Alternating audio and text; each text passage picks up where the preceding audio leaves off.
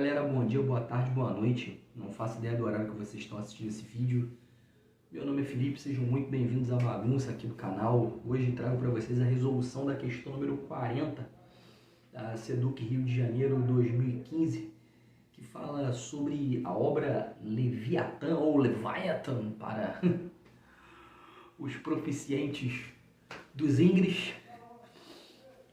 E a questão ela é bem interessante, né? Que ela quer saber quem foi o cara que escreveu o Leviatã, ou para os proficientes do Inglês, Leviathan. Sem mais delongas, galera, eu vou começar a leitura da questão. Para os que caíram aqui de paraquedas, a parada funciona da seguinte forma: tem a questão aqui na minha frente, eu vou fazer a leitura dela e depois vou destrinchar a questão para a gente poder tentar encontrar a opção correta e aprender um pouco com as opções que não estão corretas, né? Sempre tem um pouquinho de conhecimento a acrescentar.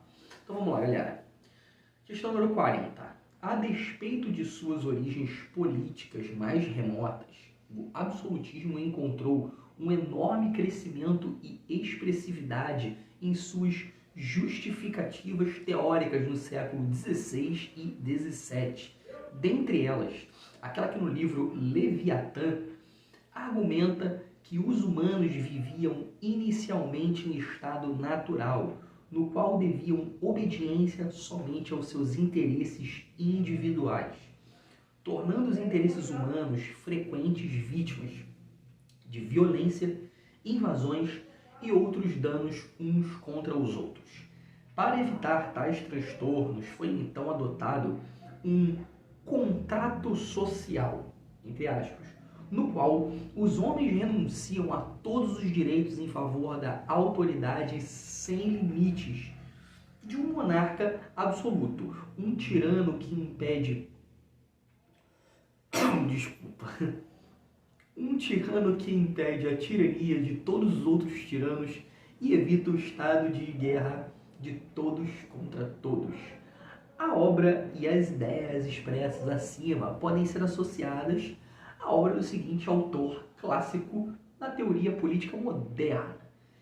Então, galera, o que acontece? A questão ela explica, dá uma breve explicação do que se retrata, né, no Leviatã, e quer saber, dentre os autores clássicos, né, da teoria política moderna, quem foi o cara que escreveu o Leviatã?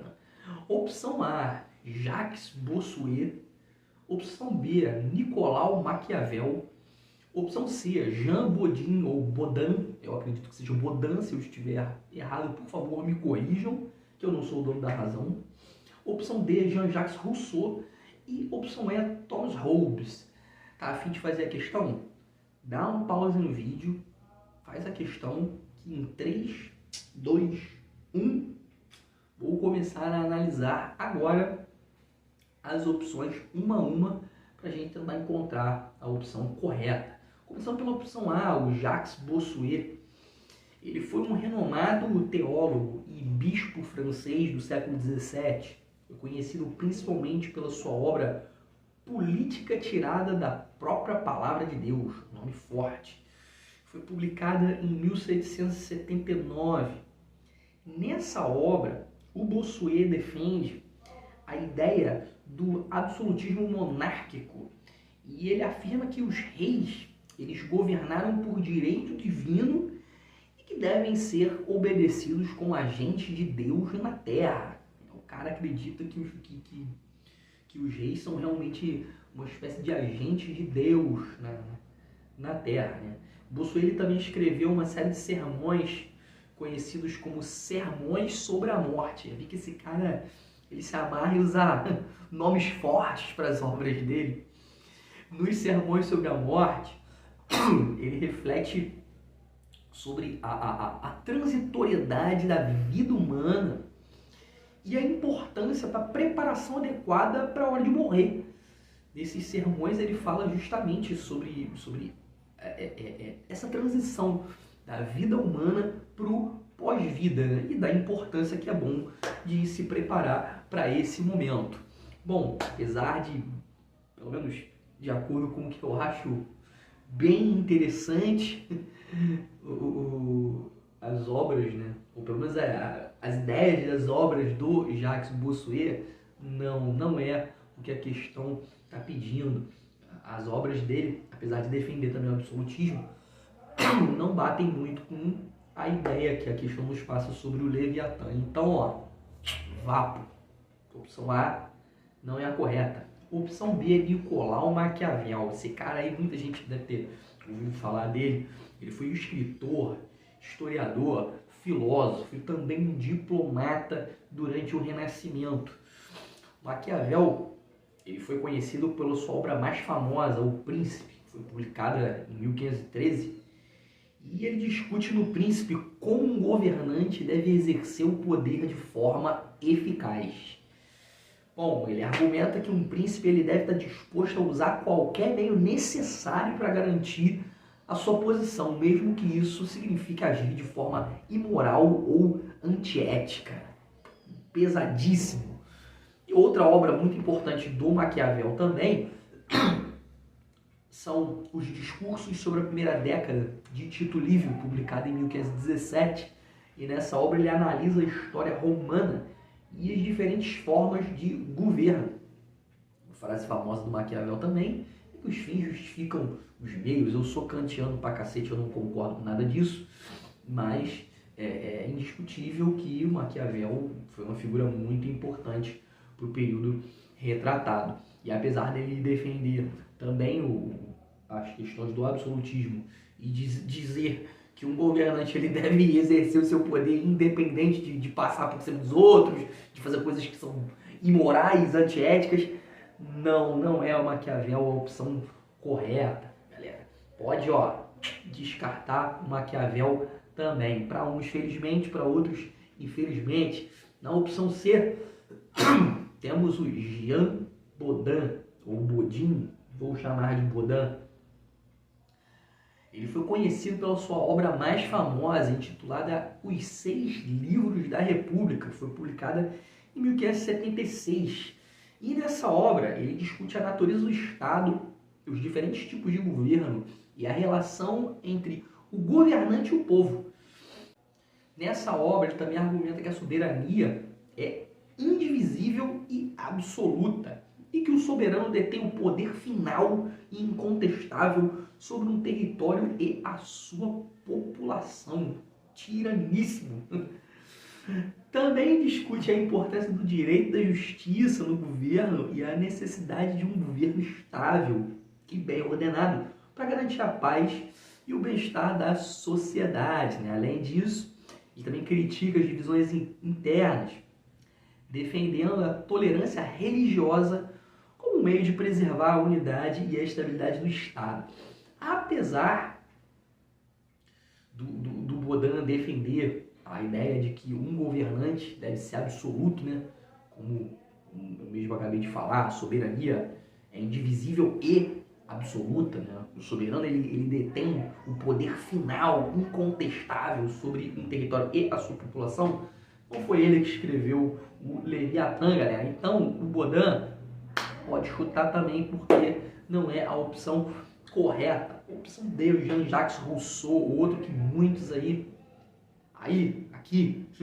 já ouviram falar bastante. Ele foi um filósofo, escritor e músico suíço-francês, né? Tinha dupla nacionalidade, cujas obras tiveram uma profunda influência na filosofia política, na teoria educacional e no desenvolvimento do pensamento romântico. Grande Rousseau, romântico. Que piada de bosta.